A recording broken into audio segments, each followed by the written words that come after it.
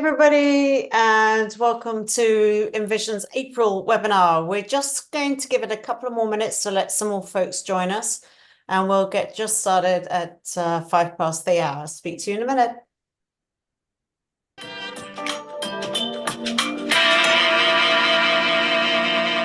That's right.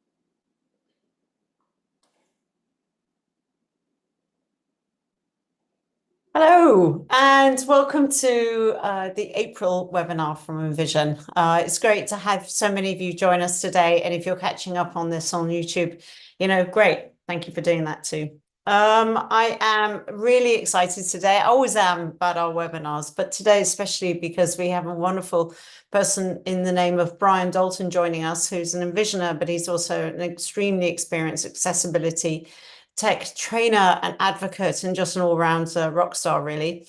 And he's going to be sharing his story with us in a little while. But before we get there, let me just run through the program for you. So I'm going to give us a little bit of housekeeping in a minute, just so you know how the shape of the webinar is, and some tips and tricks in there. As I say, we're going to have a nice interview from Kartik, our CEO, with Brian. And then I'm just going to give you a little overview over where we are on the road. Our team have been literally back to back at conventions and events over the past month. It seems like that has just completely opened up again, and we're back to pre-COVID, which is fantastic. And there's a lot happening. So I'll give you a little heads up on where we can find, or where, if you're in the neighborhood, you can come and say hi to us over the next couple of months. And then we get under the hood. So we're super excited that we launched a really powerful update to that app this past week. If you're an app user, hopefully by now you've had a notification or some kind of update. And in any case, please update your apps, because it's really, really wonderful what functionality is on there now. And Kartik Kannan, our CTO, is back with us on the webinar. He wasn't with us last month, but he's back here, and he's going to go under the hood with us. And then, of course, the fun part where we wait to hear from you and your questions. I actually see somebody already has their hand raised, so that's really impressive. But we'll do questions at the end. So, Kartik, if you don't mind going to the next slide for me, thank you for housekeeping. So, as I said, we will take questions at the end, and I'll just explain some shortcuts for that. But just to let you know, this is being recorded. We are recording live on YouTube, and that link to YouTube has now been shared on our social media channels and in some of our communities, so people could be joining there. And if you are joining us from YouTube, not to worry, we will also be getting you involved in the Q&As as well. So we'll do our best to answer as many of those questions, but we never quite get there, but we will do our best. So don't lose heart. We do it two ways. Kartik will invite you to speak when you raise your hand if you're on Zoom, and he can then, unmute you or invite you to unmute yourself, actually. And the shortcut for unmuting yourself is Alt plus A on Windows devices and Command plus Shift plus A on the Mac. So if Kartik reads your name out, you've got your hand up, you can do that. And you can also ask questions by sending a message in the Q&A window on Zoom. As I say, use the raise your hand function, and then that's where if you want to ask your question live on air. And then on YouTube, just use the chat function. So when we get to that, I'm normally in there, I'm looking for questions. Please don't be shy. This webinar is for you, and we want to make it useful for you. And if that's, asking questions about anything you've heard today or anything you want to talk to us about, yeah, we love that. So I think the next step is to start with a lovely interview. So I'm going to keep quiet. I'm going to hand over to Kartik and to Brian. Enjoy this. Thank you. All right, appreciate that. Vanessa, thanks a lot. Welcome everybody who is tuning in to another webinar by Envision, and as always, we have a special guest on on our webinar for this month, and without any further ado, I like to invite him on stage. So, Brian, if you could just unmute yourself and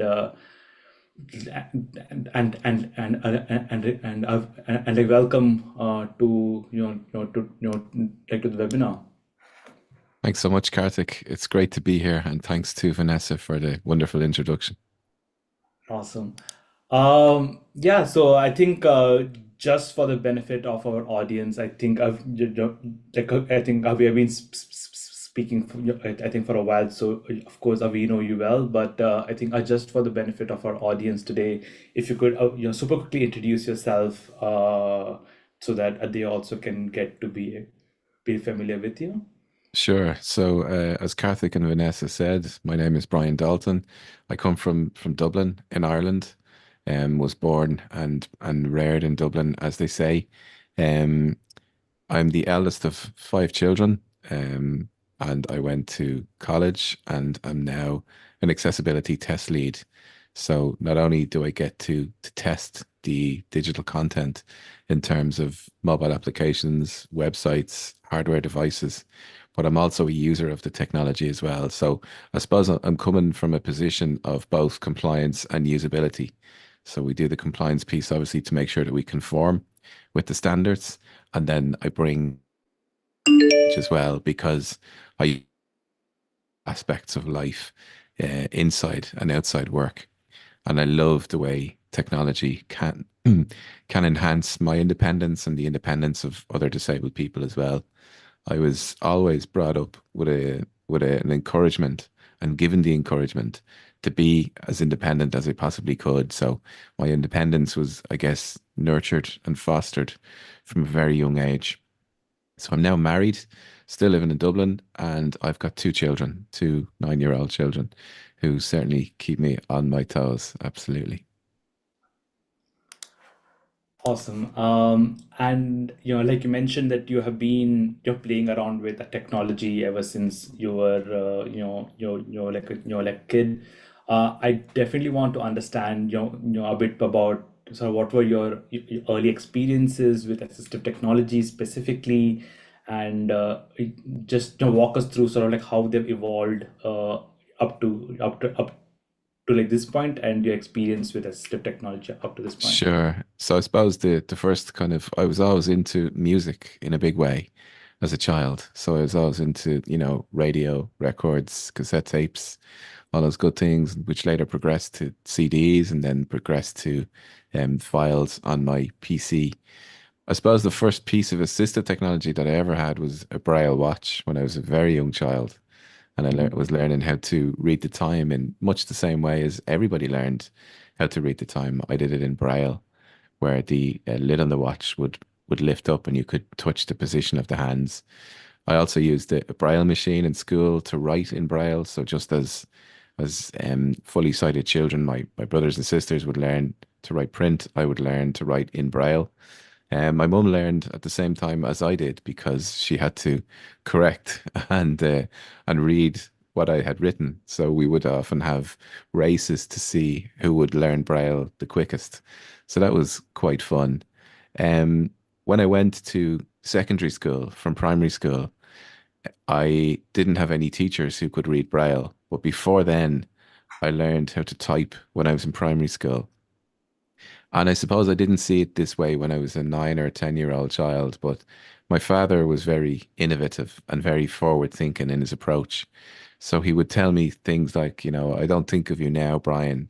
I think of you when you're 18 or 19. I was terrified to become 18 or 19 because I didn't know what was around the corner. But when I look back on it, he was absolutely right. And he said to me from a young age, you need to learn how to type because computers, he said to me, and this we're talking early 1980s here, computers are going to be all the go and you're going to be working with computers. I didn't even know what a computer was, to be honest with you. But he was absolutely right. I did learn how to type and I learned valuable skills that I could then bring with me to when I got my first computer.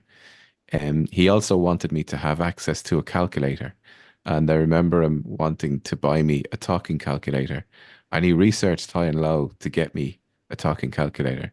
And again, this was invaluable because I could use a calculator at school. And I remember getting my first computer as well and buying my first screen reader. I was in college. I'd moved from school to college and I'd seen a screen reader in operation by a guy who worked in a bank at the time. And I saw what it could do and the power that it had to enable him to use a PC. So, of course, I went looking to see how I could get my hands on a screen reader, JAWS for Windows it was at the time, or JAWS for DOS even.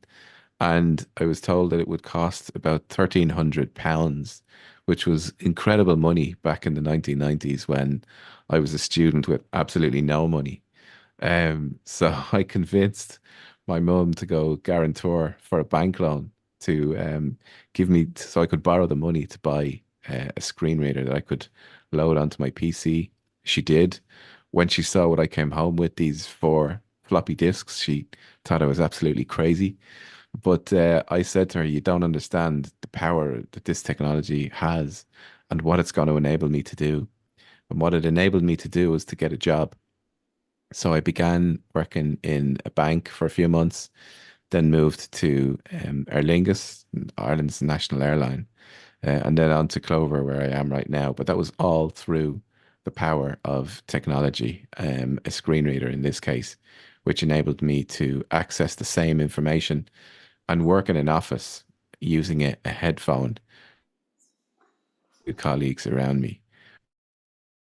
It is extremely powerful and extremely enabling, and it's just getting better and better and better as time goes on. And I've always wanted to use technology to enhance my independence, just as I did when I purchased that screen reader all those years ago. Sounds great. And then just maybe talking a bit about the like present age. Can you sort of talk us through what is like a suite of assistive technologies that you're like using as of today, or even just a technology like in a general, I would say for that matter, that you're currently like using a lot today, and also because you are looking into accessibility in a general, what are your trends that you're seeing as of now in like the accessibility space? Sure. So the technology I would use today, then I'd still use JAWS for Windows and part of the beta test team. So I get to test the features before they come live, which obviously ties in with my day job. And I test with JAWS every day of the week because that's what a lot of blind people and visually impaired people use, along with VoiceOver on Mac and the whole Apple ecosystem really excited me when it became available with speech software and with screen readers built in around about 2009, I think.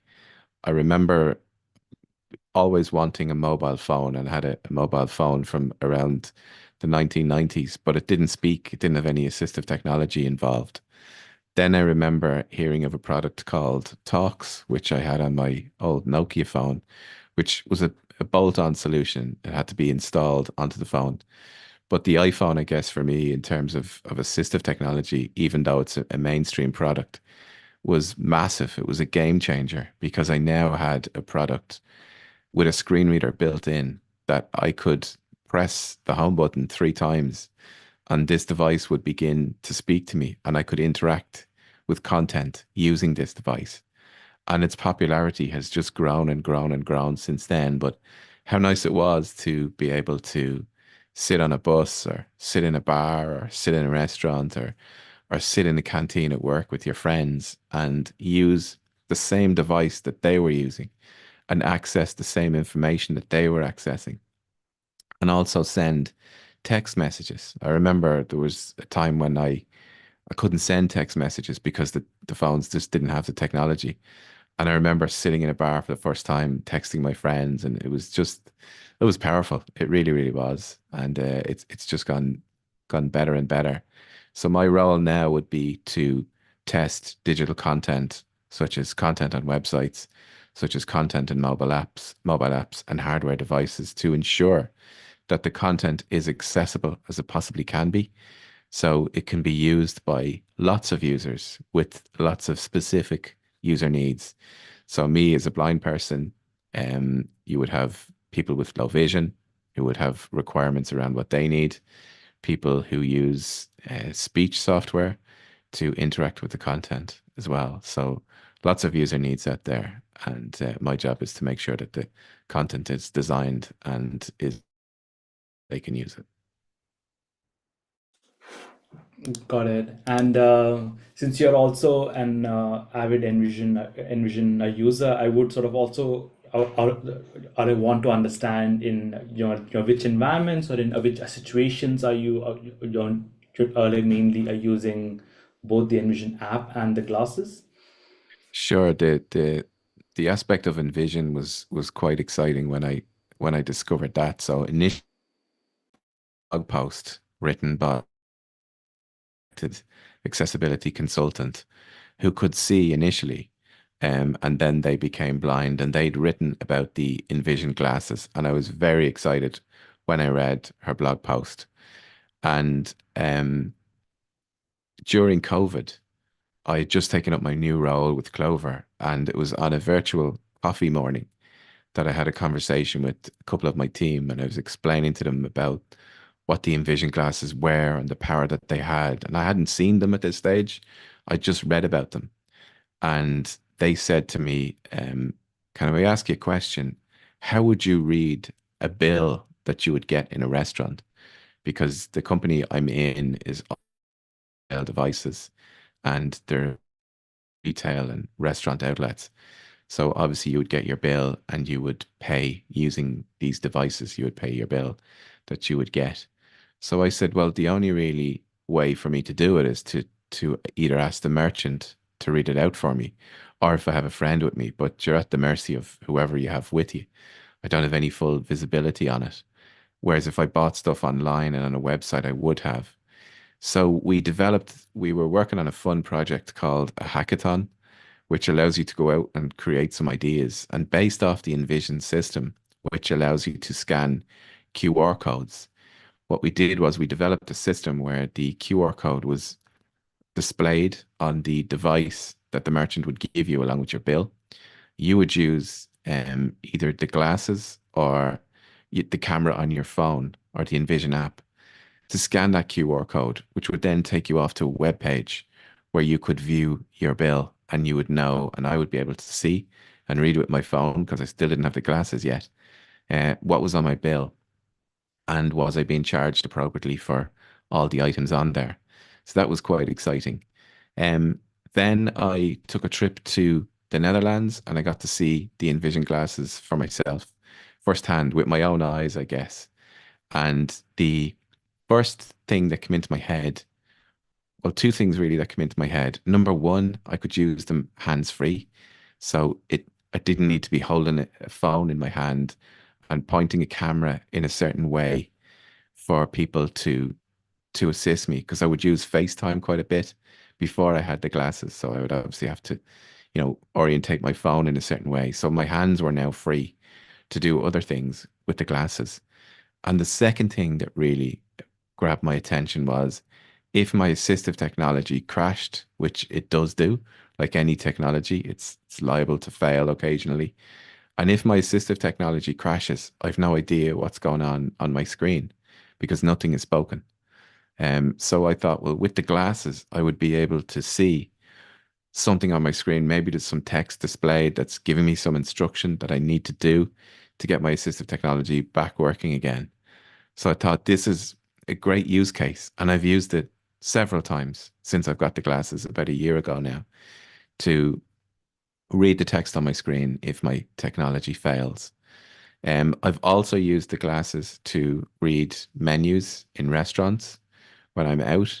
I've used it to read books, to scan pages of a book or to scan documents. And I've also used it to read instructions on boxes and on packets. So I have two 9-year-old children. So you want to be very careful that you're giving them the appropriate dose of medicine. You don't want to be giving them too much or too little. So I valued the freedom, and still do, that the glasses give me, that I can pick up a box and I can scan it and I can read it, and I have access to exactly the same instructions as somebody sighted who's around me. Awesome. No, I think that's wonderful to hear. And just sort of extrapolating from at this point in your time, right? Like all the developments that have happened in artificial intelligence, in image recognition, but also in in like hardware, right? In your wearables, in terms of like smart glasses. So if you were to extrapolate from at this point in time, let's say you're 5 to 10 years into the future, what, in your opinion, is the future going to look like of technologies like these, of assistive technology, or of any accessibility tools? I think the whole AI chat game is going to be a game changer, and is already a game changer for many blind and visually impaired people. And I'm so pleased to see that Envision are leveraging a lot of this. The Ask Envision feature is at the moment something that I would use every day of the week in lots of different situations. So, taking the example of me scanning the instructions on a box of medicine, I can ask the Ask Envision feature to tell me the dose that I need to give a child who is aged between 6 and 12. So I don't need to read the pieces of information that's not relevant to me right now. I can skip straight to the pieces of information that I do need to know right now. And that's extremely powerful. The same when we talk about reading a menu. If I decide for whatever reason I only want to have a main course, I can ask the Ask Envision to just tell me the main courses on the menu as well. I think the facial recognition that Envision have implemented is only going to get better and better and better. I've already seen massive improvements, for example, with the describe scene feature, which describes exactly what the camera sees around you, a particular room. And I've started to notice that it will even tell me the expressions on people's face, which is incredible to capture as someone who has never seen. But the facial recognition is going to be a game changer. How nice it would be for me to be in a room in my house, in a restaurant, in a bar, in work, and somebody walks in that I want to meet, and I will be able to know that such and such has walked into the room without them opening their mouth. That really levels out the playing field for me. So if they're fully sighted and they're meeting me, obviously when I come into a room, they'll know that it's me that's come in. And it would be great for me, and it is great for me, to have access to that same information. I think the whole AI chat feature is just going to get better and better and better. And I'm thinking of situations where I have a large document of information. And again, I'm in a training session and I get a large document handed to me and I'm told to go to page 22. Hopefully I'll be able to ask the chat to, obviously I'll scan the document and hopefully I'll be able to ask the chat to take me to page 22. Or if I have a manual, an instruction manual on a particular product and I want to know, I want to get straight to a topic or a feature of that product, how good it would be to ask the chat feature to take me straight there. I really do think for blind and visually impaired people, the concept that Envision have built and the capabilities that AI chat's going to bring is really going to enable me, I would say, virtually to see like a sighted person would, or certainly to be on a fairly equal playing field to somebody who's fully sighted. Awesome. Yeah, I think that's a pretty good outlook, of the future. I think that's, also, I think very much overlaps with what Envision's outlook of the future is.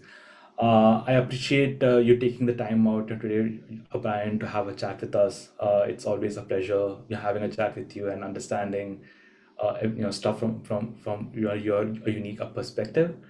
With that, I do want to ask you to stick around till the end because there might be people from the audience who might have a question for you. I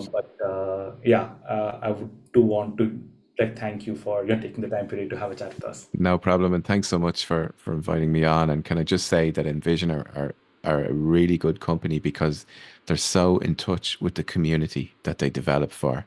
It's great to see it as a user of the product, how in touch with the community that you are. So well done. It's fantastic. Thanks, Ryan. I appreciate that a lot. And with that, let me again pass on the the mic to Vanessa, who have some updates for us on events. Yeah. So, Brian, thank you for those kind words. That means a lot to us, and we're nothing without the community, right? So great you're in it. So just quickly, well, my goodness, busy times. We have a lot of events happening throughout the year, but I realize that's a lot of information to digest. We are going to put these up somewhere on our website. It's on my to-do list, but I feel as soon as I've got there, we've moved on. So I think these webinars might be a better place. So remiss of me perhaps not to mention some of the events that happened in the past month. We were, in the Netherlands at the Zizobeurs, which was geweldig, as we say in Dutch, but in a ton of US cities and locations doing all sorts of things with VAs and all sorts of lovely things. But coming up, May and June, super busy. It's show season for sure. I've got a little list here that Karthik is showing on screen, but I'm going to read these out for everybody. So, bear with me here. So we're going to go around the globe. We're going to go a lot over to the US. We're going to come back to Europe in between. So hang on. CCLN Leadership Conference. That's happening right now, actually, in San Diego. So my colleague Bob, we have two Bobs in sales. We have two Kartiks. So we like to do things doubly good.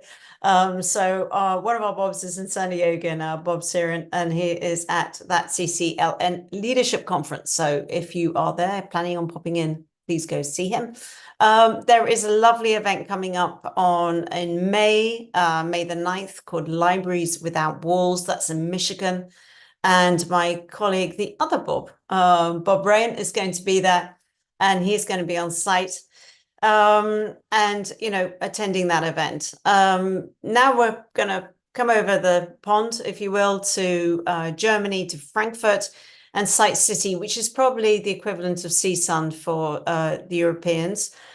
We have a stand there, and we're going to be there for a few days from May the 15th. Please come and see us. We've got the whole gang there from the international team, as well as IDGR, our distributor. And, quick plug for anyone in Germany, the Envision glasses are a medical device recognized, so MDR registered, which means you can get them with your insurance. So Germany there, it's not also for German market. We do see a lot of people coming in from other parts of Europe, which is great.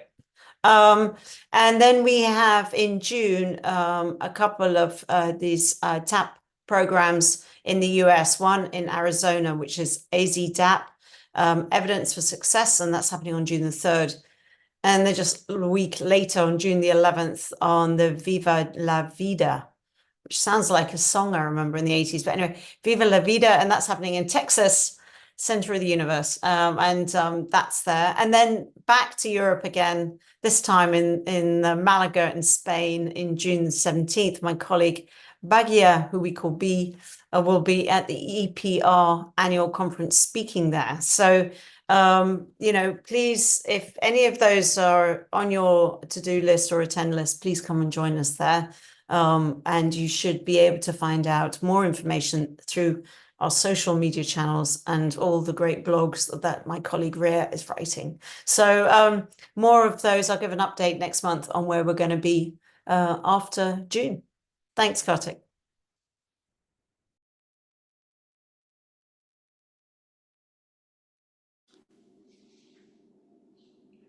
Right, with that, you're passing on the mic to Karthik Kannan, who's going to give us a sneak peek of what's cooking in the labs of Envision. Hello, everybody. Thanks so much, KM. Passing the mic on. Under the hood, what's happening at Envision? I could just end it by saying a lot of things, but I think there's some people who know about what we're working on next, and then there's also the wider Envision community that's waiting for updates on all things with the app and the glasses. With the Envision app, we just launched the Ask Envision feature for Describe Scene. This has been something that's there on the glasses, and we've been having it for quite some time, and we thought it's a great addition to the app as well. So now with the Envision app, with the latest version of the Envision app 3.4.0, you will be able to go ahead and take a picture of a scene, get a detailed description of it, and you can ask follow-up questions as well. And for example, you could be outside, you could take a picture of the scene outside, and then you could just maybe ask a follow-up question like, hey, what does the sky look like, right? Or you could take a picture of your dog and then ask Envision an infinite number of questions, and we'll be able to go ahead and answer all things about about the scene as possible. So Envision app 3.4.0 is a free update. Please go ahead and install it on both iOS and Android. With the Envision glasses, the next step that we're working on is making the Ask Envision feature faster. How much more faster? Almost 5 times as fast, right? You imagine being able to ask a question and then just getting a reply in less than half a second, right? That's basically what we're working on next with the Ask Envision feature on the Envision glasses. That's going to be available on both, for scan text as well as Describe Scene. And you can expect that to hit your glasses as an update very shortly. So these are the 2 big updates that we are working on. And there's a whole bunch of other things that we're working on as well. But I'm going to save that for a little later. So thank you once again for joining us. Passing the mic on to Vanessa next. All right. So with that, we have now concluded the scheduled part of the webinar, and now we will be opening up the floor for a Q&A. So any of you who might have a question that you would like to ask us, now is the time. You can ask us a question in like 2 ways. You can either put a question in the Q&A section of like Zoom. So there's a button called a Q&A where you can just type in like a question, and we will be able to answer the questions that pop up there. Or you can, or if you think you would like want to ask a question in a person, you can simply use the raise like hand function. When you do like raise hand, we are able to invite you onto the panel, and then you can just ask us a question in a direct way. We are also are monitoring comments on YouTube and on Zoom. So if you just want to put a question or a remark as a comment, you also have the option to do that. I'm going to start going through the going through some of the questions that we have had. Let's check the like stuff that we have in the Q&A to begin with. There is a question from a John Ferguson, who says, how do we update to a 3.4 version on the app? John, you can do that in the App Store or the Play Store. So you should be able to just if you have automatic updates on, then the app should automatically update. You can simply go to the about a section of the app, and you can see which is the version of the app that you are in right now. But if you don't have automatic updates on with the App Store or the Play Store, you can simply just go to the App Store or the Play Store, open up the Envision app in there, and just hit on the update button, and that will update your app to the latest version. So that's the question from John Ferguson. I see a lot of raised hands. I am going to bring on Bajrang Shah onto the panel. So hi Bajrang, you can unmute yourself and ask us your question, please.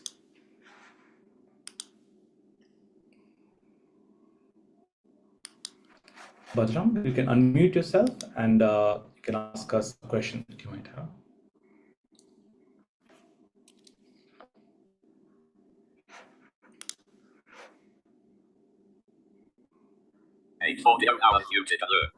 Hello. Hi Bajrang. Hello. Good evening. Hello. Yes, hi Bajrang. Hello, Karthik. Yes, hi. Yeah, hi everyone there. Mhm. Hello. Yes, Bajrang, you can ask us your question.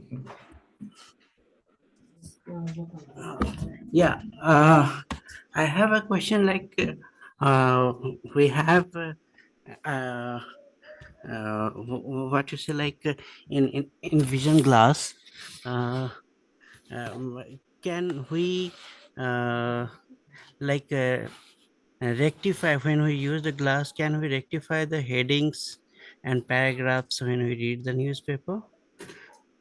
Yes, so with Envision our glasses, we do have like something that we call a layout detection, and when you do have the layout detection are turned on, it is able to at the moment recognize like headings, so paragraph, the columns, and stuff like that. We are constantly improving a layout detection as well. So in the future, it should also be able to look for images that are inside of a document, look for your tables inside of a document, and also be able to read those appropriately. So there is an update to the layout detection that's as of now in the works. But yeah, like it already is able to recognize your headings and columns at the moment. Yeah, once I was going to the newspaper, and in between there was some image, like a rectangular figure was there, and in between some text was written, but it could not detect. Later, when I used app, it detect the like text, but when I was using through the glass, it could not detect. So I was like. Probably it was the logo or something, what we like tagline of some company or something like that, and I could not get it. So just I was thinking to put this question here. So Understood. sometime I think it get miss or something like that. Understood. Yeah, I think the more complicated the like the like a document it is it is a more challenging for the AI to understand what the layout Yes, is yes, out. yes, probably. Yeah, but it is definitely improving. So in like the update that we're working on, instead of a document, it should be able to detect an image. It should be able to detect a table, and then just offer you an alt text of the image that's inside of a document, offer you alt text of a table that's in there, or if there is a graph, or if there's an infographic, or if there's a figure or a Yes, mathematical equation, for example. yes. that is stuff that we are currently are working on, where we can identify all of these things, and we can actually speak them out in the right way. Okay, and one more question I would like to put, like, we have a sensing of gesture, like, when in some of the app we have, like, when we put the face, it says like is the expression and something like that, because yeah, I was using that describe image, recent describe image, but I could not get the description on that expression. Uh, Okay, I think those are the kind of things that will improve incrementally. So if you do take a picture of an image, so it might not offer you the description of like expressions probably on like the first go, but you yeah, can always ask a follow-up question. So if you are specifically interested in knowing the expression on the person's face, you can always ask that as a follow-up question, and it'll definitely be able to answer it.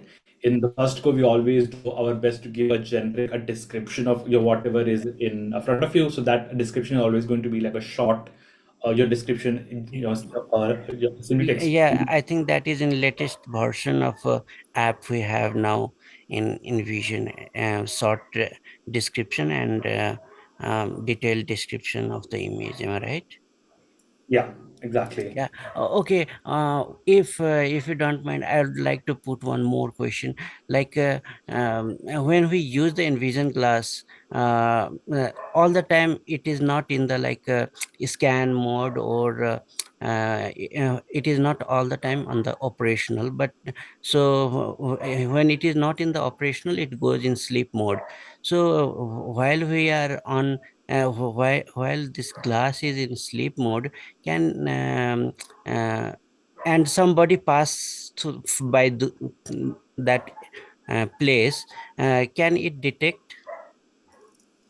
Um, like so like technically when you do put the glasses on a sleep mode, then the glasses are like on your sleep mode, which means like the camera is inactive, everything is inactive, and we have that sleep mode Yeah, basically to conserve your battery. correct, Because if you always have the camera on and if it's always looking at stuff around you, that will have an impact on the battery of the glasses.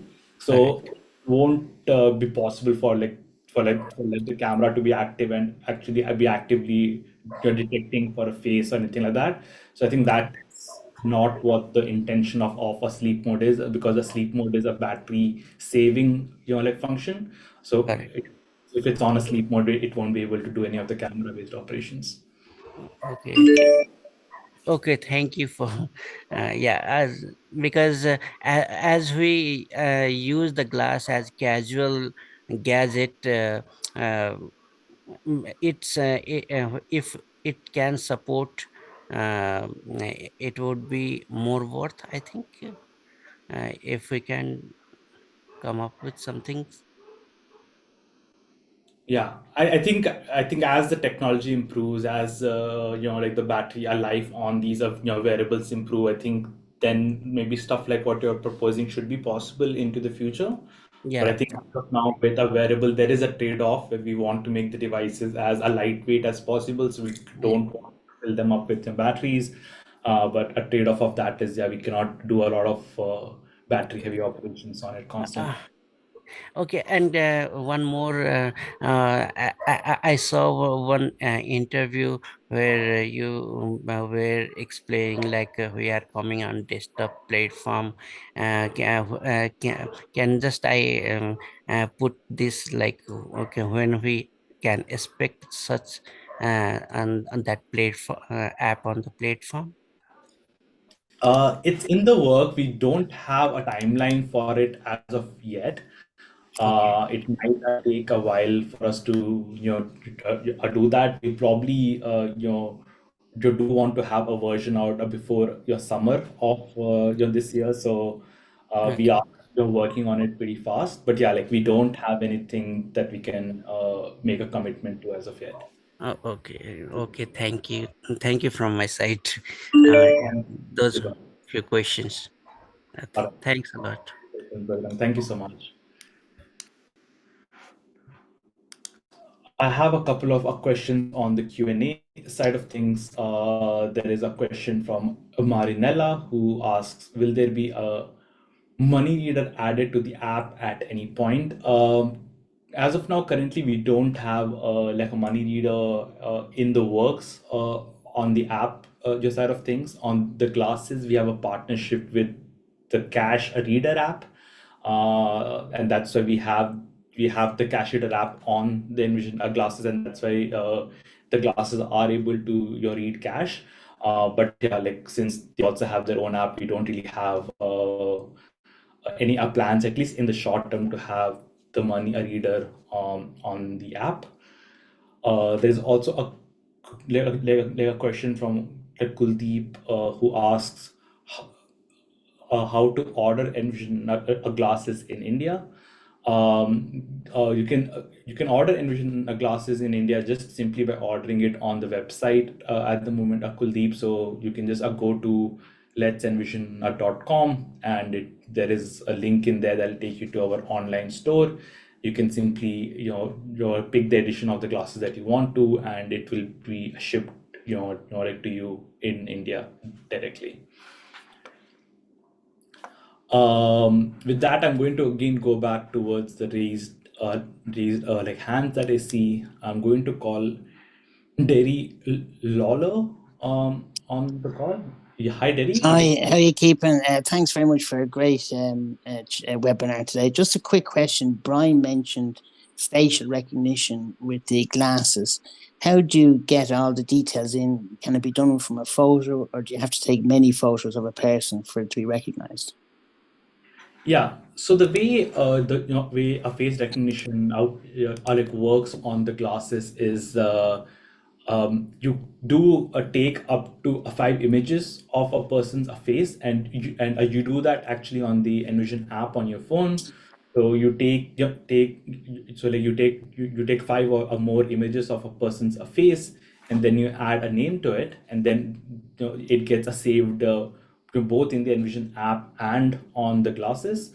And then the next time you open like the find a people a function, or the describe a scene like person, if the face of the person that like you've saved is in the frame, it will immediately just speak out their name, informing you that they are in front of you. Or with like find people, it also will offer you which direction they are in, so it uses like rotations of a clock hand. So it will say there is like a person X at 11 o'clock, for example. Okay, so you have to take the 5 pictures using the app. You can't do a photograph or anything, no? No, so for now we don't allow just uploading of photos and doing it. Just more of because Yeah, of correct. the privacy and ethical reasons. So you do have to take those pictures on your phone. Okay, listen, thank you very much. Keep up the good work. All right, Derry, thank you so much for your question. I'm going to go to Hector on the call. Hector, you can unmute yourself and ask us your question. Hector Hernandez. Hello? Yes, hi Hector. Oh, okay. I just have a question and a comment. Mhm. You know, I say a lot. I come on here. I really enjoy using Envision. Mhm. I think one of the best technologies out there really is. The Envision Assistant. I did sign up for it for the beta testing. Okay. But it's for Apple though. Is there any way it's coming to Android anytime soon? Got it. So, if I understand your the question correctly, you're talking about Envision Assistant, which is an Yeah. app that they're currently are testing in a beta. So you had signed up to be a beta early tester, but you haven't you received an invite yet. Is that the question? Well, because the one I received was for Apple, but I Okay. use Android. Okay, got it, got it. So as of now, the Envision Assistant is only available as a beta on iOS. It's still in very Okay. early stages. It's still, I would say, like very much a prototype. So as of now, we're just building it for iOS as a platform. And after we have had a stable version of it, that's when we'll expand it to other platforms like Android and the web. So as of now, it's only available on iOS. We will announce it as in when it is ready for Android as well, and you should be able to start testing it as soon as we have it. Okay. Thank you very much. Keep up the good work. Awesome. Hey, appreciate the question, Hernandez. Thank you. All right, more questions. Now I have a a question from John Ferguson, who's asked, who says, do you have any plans to have call an ally notify the ally of the call by sound as well, as it saying an ally is calling? Uh, yes, John. So I think it does also make a sound, but if the other person's phone is on a mute, then those sounds are currently are not played because it's still a call that is you're coming in terms of a push notification. We are trying to upgrade that to having like the call kit where they will actually be able to able to receive an ally call just as a phone call. So they will actually have a full screen a call that they will receive. That is something that we are like working on. So as soon as we have that you're completed, we'll definitely update that. But yeah, that's definitely something we understand and we are working on.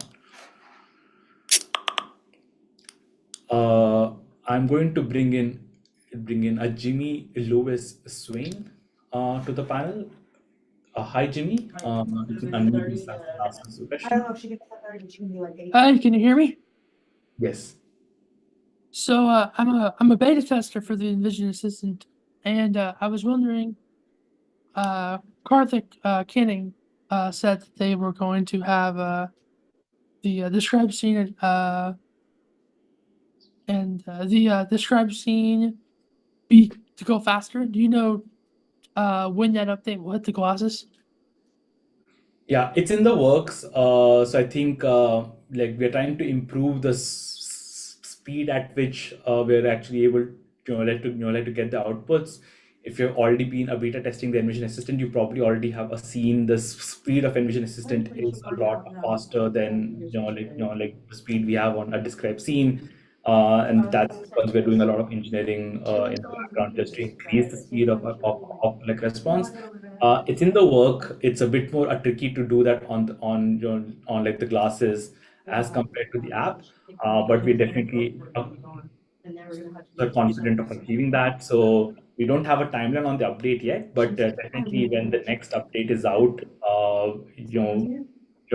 would say I would say just before the summer, like we'll do our best to make sure that this is a part of that update. Okay, and can I use our Slack group chat to ask questions about the glasses, or is that just specifically for the beta testers as far as the assistant goes? Yeah, so the Slack community of Envision Assistant is only only focused on Envision Assistant. So yeah, like if you have a general your feedback about the glasses, that's not the right place for it. You can of course talk about Envision Assistant on the glasses if that is a question that you have. But if you have a general something about the glasses that you want to talk about, then one of our other social our channels, either your Facebook or or your Twitter or the groups.io, like the community is probably the better space for that. But the Slack community that we have for Envision Assistant, that's only for people who are doing a beta testing and have have a feedback on like the beta of the Envision Assistant. All right, perfect. And just a heads up, my assistant's working great now since that last update. So thank you for that. Awesome. That's amazing to know. And yeah, appreciate your feedback. Thank you so much. Yeah, for sure. All right. Thanks, Jimmy. Then I'm going to have Joshua come in and ask us your question. Joshua, you can unmute yourself and ask us your question. Hello. Hey, Joshua. How can I scan images on papers with the glasses? And is it on the version 2.5.2 available? When do you, so like you say images on a paper, what do you mean? You mean if there is a document which has both a text and an image in it? Yeah. Okay. So that's kind of a tricky one. So basically, if you have a document, then the recommendation is for scanned text. That's that's what you will use to read text basically. But if there is a lot of images within a document itself, then a better alternative in the meanwhile would be just to use the describe scene feature and ask the describe scene feature to sort of give you an explanation of what is in the document, because then it will be able to do both the text and the images in a document. We are working on an update to scan text layout detection aspect of scan text, where it will be able to read both images and a text within a document well. That's but still in the works. But until we improve on that, I think you will be able to like use describe scene as a function if you are reading a document which has a lot of images in addition to the text in it. Okay, and must I make self description with a seeing person, or the AI make it self? So you can do the disk. So basically, if you're using it on the app, you can simply just use the describe function, and it will offer you a description of it. Or if you are using it on your like the glasses, it will again offer you a short description of it. Like let's say you're holding a document in your hand as a description. So if you only are able to get that, you can always ask a follow up, and you can ask a follow up. You can ask it for like so the description of the contents of the document, and then it will be able to go ahead and speak out the contents of the document in a detail to you. Thank you. Then I have no questions, and have a nice evening, and have a nice have a nice day, and see you or hear you at next webinar. Awesome. Thank you for that, Tech Joshua. So that was Joshua. See, we still have there are quite a few raised hands, but unfortunately, we are at the end of your time of the webinar. So we will have to call it a close. If anybody still has a burning, question that has not been answered on the call, I definitely encourage you to reach out to us through our email. So you can just shoot an email to just support@letsenvision.com, and we will reply to you as quickly as we possibly can. But we are also reachable on all our different socials. So if you do have something that you would actually want to ask us on there, you can also do that. I do appreciate all of you for taking the time to jump on a webinar with us. I wish you all a week ahead, and we'll see you all like next month again on a similar time with a whole bunch of your fresh updates and a better insight into what the future of Envision looks like.